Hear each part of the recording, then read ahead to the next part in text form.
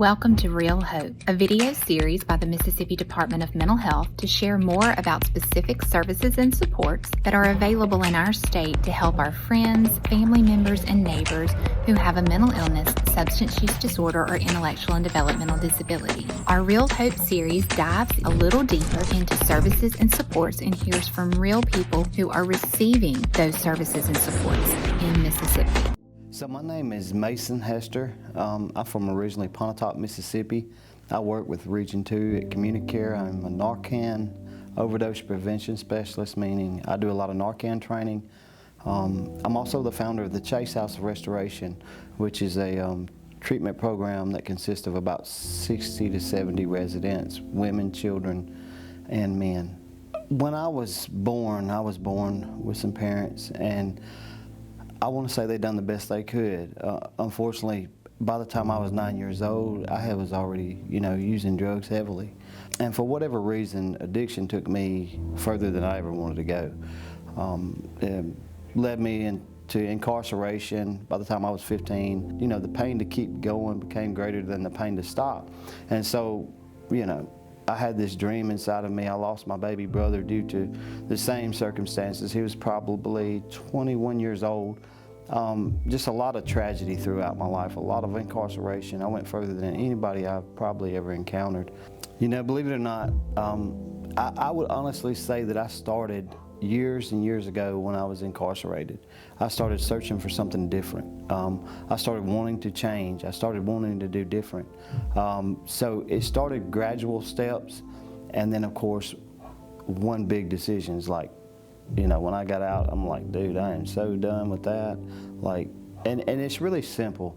You have to change your people, places, and things. I mean, man, it's phenomenal. It sounds so complex. Back in 2011, I lost my brother tragically, and it was like the little guy that you grew up playing trucks and cars with, the one that followed your footsteps, all that guilt and all that shame.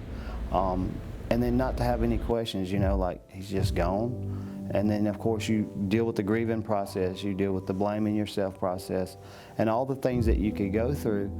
But I said right then, I don't want my life to be in vain. I don't want everything around me just to be in vain.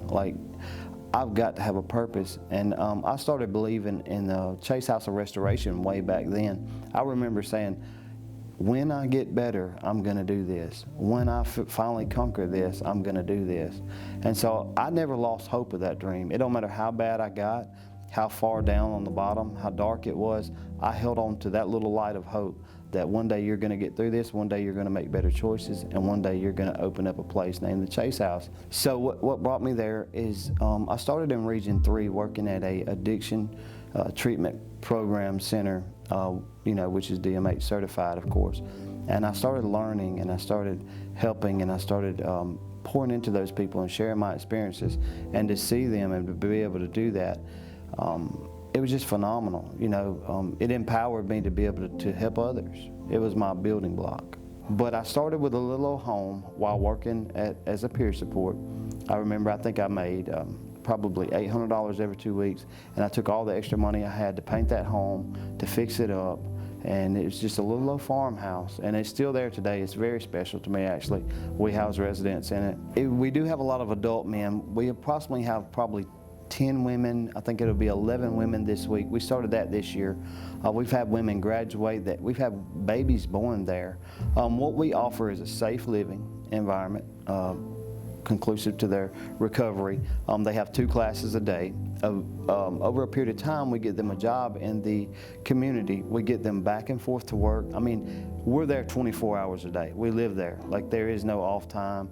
We do all the things on top of a program. So I've designed a program that was actually a program on top of a transition home all in one. I've seen so many people that should have thought they were going to be gone for a long period of time, dealing with legal issues, make a way for them to be able to be successful. I've just seen so much. I've seen people get married. I've walked them down the aisles. I've seen them lead successful lives. I think my first graduate sent me a picture of his house the other day, and he's still sober, living a great life. Recovery to me is everything. I feel like a lot is riding on my shoulders to be able to help a lot of people And so I want to share that recovery story. I want to share that recovery and what it took to get here, the good, the bad, and the ugly, you know, because people need something they can relate with. And once you meet them where they are, I'm like, hey, I've been there. We don't have to stay there, though, and just start making healthy choices. And another great thing that I say that they might not share in recovery is you can restart your day as many times as you want. You can restart it. Just stop and restart it, and have good thoughts. So recovery to me is everything. By making more people aware of the resources available in Mississippi, we can ensure that more stories of resiliency and recovery are created each day.